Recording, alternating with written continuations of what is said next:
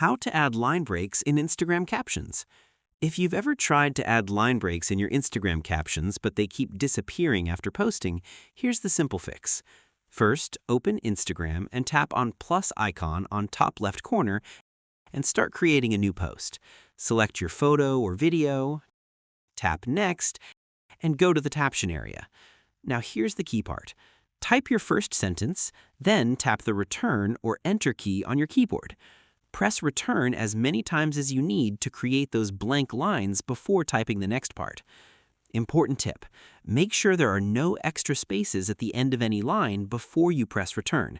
If there are, Instagram may remove the spacing when you post. Once you've formatted your caption with the spacing you want, tap Done and share your post.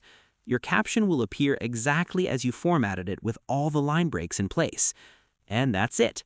Now you know how to properly add line breaks to Instagram captions and keep your formatting clean and professional.